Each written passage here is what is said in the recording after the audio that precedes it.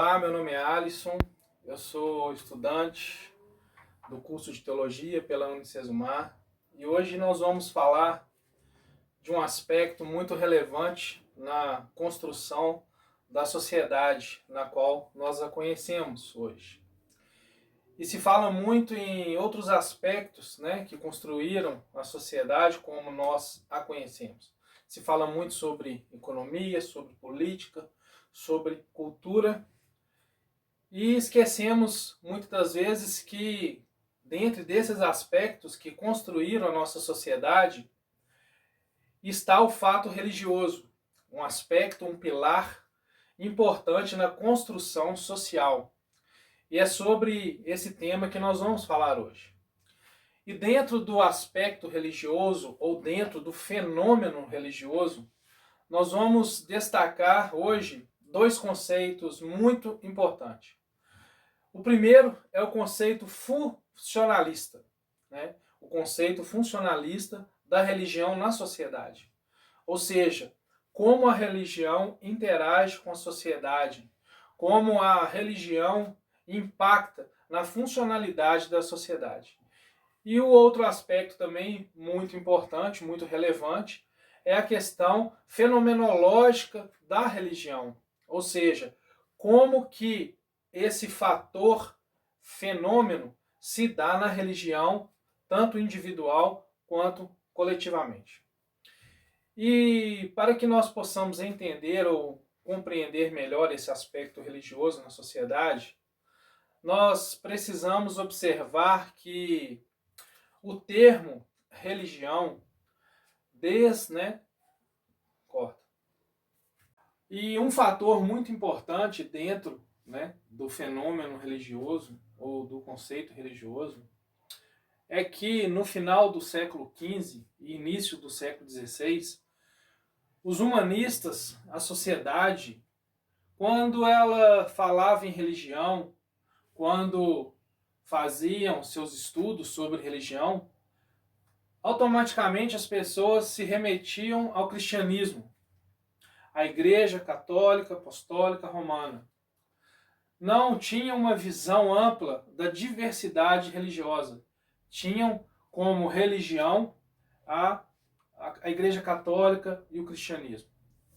Então, quando veio a Reforma Protestante no século XV, através do líder Martinho Lutero, esse conceito de religião ele traz uma abordagem crítica, uma abordagem que fazia com que o termo religião fosse amplamente discutido, pois trazia uma função crítica sobre a magia, sobre a Igreja Católica Apostólica Romana, como eram feitos os cultos.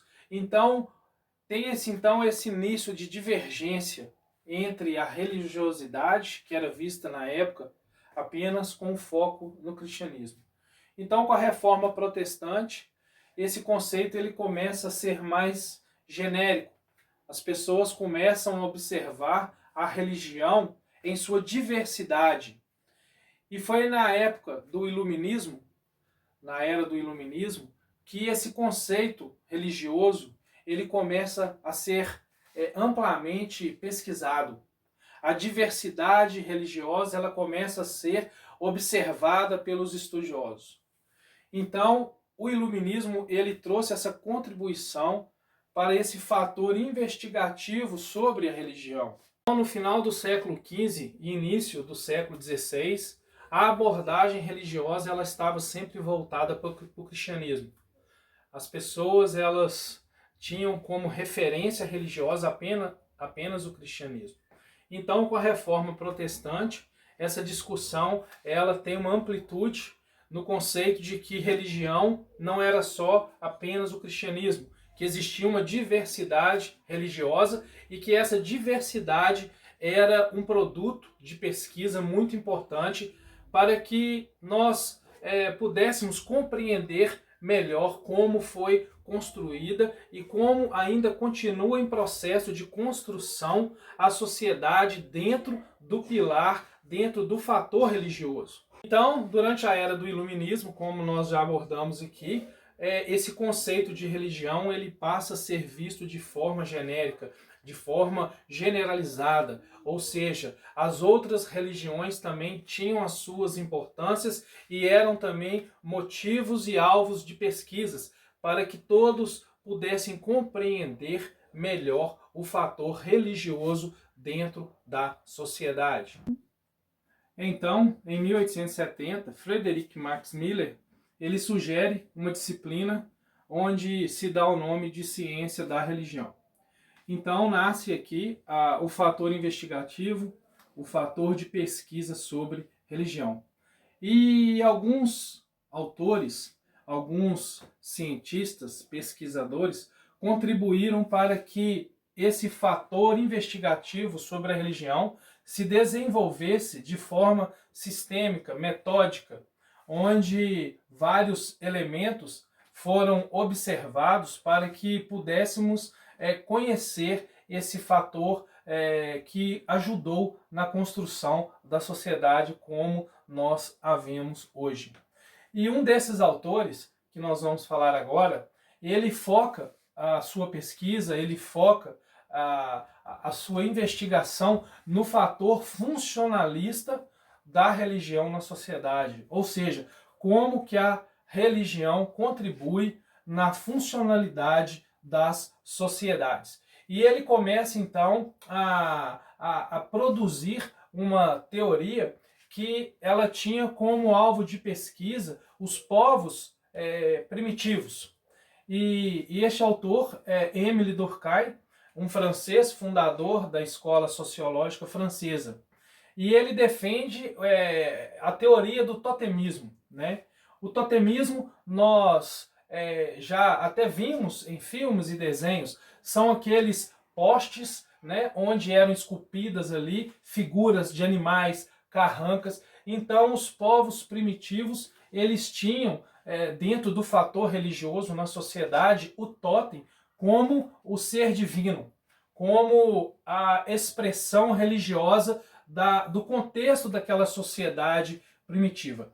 Então, esses povos primitivos, eles tinham o totem como divindade, como quem estava fora da perspectiva ali natural, né? Ou seja, não era um fator palpável, mas sim um símbolo, né? Um mito a ser adorado. Então existia a questão da troca, da recompensa, né? Se seguia-se ali rituais, práticas ritualistas para que eles pudessem obter da natureza, do seu contexto ali, do seu contexto social, o sustento, onde aquele totem ali, era ele que trazia a chuva, era ele que abençoava a caça, era ele que fazia a fertilidade do povo, as plantações, ou seja, o totem ali ele se torna um fator que de certa forma ajudava na organização social daquele povo primitivo, né? O totem ali então era o mito daquela sociedade. E esses povos eles cultuavam a esse totem como o sobrenatural. Era a experiência sobrenatural deles, mas essa experiência ela se refletia muito na construção da sociedade primitiva. Então o totem ele é um símbolo daquele povo primitivo, ele era o representante legal daquele grupo, e esse totem ele de certa forma ele trazia uma funcionalidade dentro daquele grupo, dentro do aspecto social. E para Durkheim, uma sociedade, para que ela seja organizada e funcional, ela depende totalmente do comprometimento intelectual dos indivíduos daquela sociedade. Então, para Durkheim, esse comprometimento, né, intelectual do indivíduo em favor da sociedade, ele só pode ser desenvolvido através da consciência do indivíduo. Por isso que esse princípio totêmico ele é importante para que nós possamos compreender a funcionalidade da religião na sociedade. Então, esse princípio totêmico que Durkheim defende, que ele alega que não há como, né, uma sociedade ser construída sem esse comprometimento do indivíduo. Então, esse princípio totêmico, ele traz essa consciência para o indivíduo, para que a funcionalidade daquele grupo social, para que ela seja construída. Né? Aqui não estamos abordando o fator fenomenológico da religião, mas sim o fator funcionalista que a religião exerce na sociedade. Então, esse fator, esse princípio totêmico, ele faz parte dessa construção social, para que possamos, né, compreender o aspecto religioso dentro da funcionalidade social. Outro personagem também importante na construção funcional da religião na sociedade é o filósofo, né, muito conhecido por todos nós, Karl Marx. E Karl Marx, ele traz, né, a sua teoria da alienação do trabalho. Né? Karl Marx, então, ele vê a alienação do trabalho como um fator, né, de desigualdade na sociedade. Ele acreditava que a classe operária devia fazer uma revolução para que essa classe pudesse tomar os meios de produção. Então, essa desigualdade social, ela seria conquistada apenas por um ato revolucionário. Então, Karl Marx, ele também aborda o fator religião na sociedade, não como um fator fenomenológico. Karl Marx, ele descarta totalmente essa questão e ele foca a sua pesquisa, ele foca os seus estudos, e ele acreditava que a religião na sociedade ela era apenas uma ferramenta, apenas um instrumento para que a desigualdade social continuasse. Karl Marx, ele acreditava que a classe operária ela trabalhava, ela produzia produtos, mas ela não conseguia adquirir esses produtos. Por mais que ela trabalhasse, por mais que ela produzisse, ela mesma não usufruía desse produto feito através do trabalho. Então, Karl Marx ele aponta a religião como uma ferramenta para a desigualdade social. Karl Marx ele acreditava que a religião era usada por pessoas que estavam numa posição de dominadores para que eles continuassem exercendo o seu poder, a sua influência nos menos favorecidos. Então, para Karl Marx, a religião era uma ferramenta para que essa desigualdade social se mantivesse.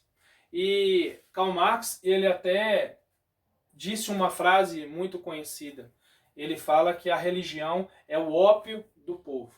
Então, Karl Marx, ele faz uma analogia onde ele compara a religião como uma droga, como algo que tirasse a consciência, a racionalidade das pessoas.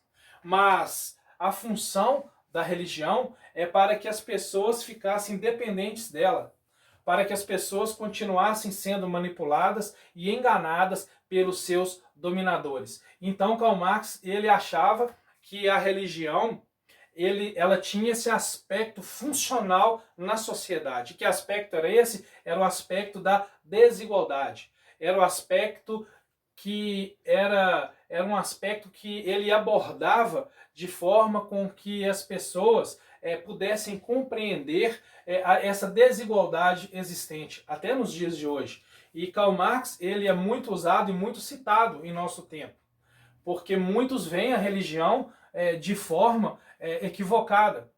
Muitos veem a religião como realmente uma ferramenta manipuladora, onde ela foi criada totalmente pelo homem, onde ela foi totalmente estabelecida pelo homem, para que o homem pudesse governar sobre a classe menos favorecida.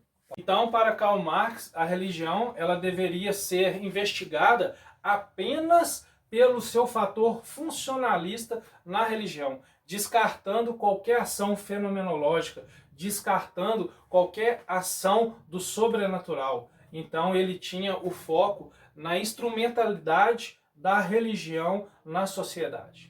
Então, até aqui nós podemos ver, dentro do caráter filosófico, que essa abordagem religiosa ela é voltada para a funcionalidade da religião na sociedade. E agora nós vamos abordar agora a questão fenomenológica da religião. Como que se constrói essa ação fenomenológica da religião na sociedade? Então, a questão fenomenológica da religião, ela é construída, ela é alicerçada sobre o sagrado e o profano. E um pensador, né, um construtor desse conceito fenomenológico da religião é Mircea Eliade. Então, Mircea Eliade, ele traz o conceito do sagrado e do profano sobre o aspecto fenomenológico da religião. O sagrado é aquilo que extrapola o campo natural, é aquilo que extrapola o campo material. E já o profano são aquelas situações corriqueiras da humanidade, onde nós podemos perceber aquilo que não é puro, aquilo que não é transparente ou aquilo que é sujo. Então, esse conceito de sagrado e profano, ele é um conceito que ele está enraizado em toda a sociedade, seja ela primitiva, seja ela contemporânea, seja sociedade moderna, seja sociedade pós-moderna. Então, para nós temos esse conceito de sagrado e de profano.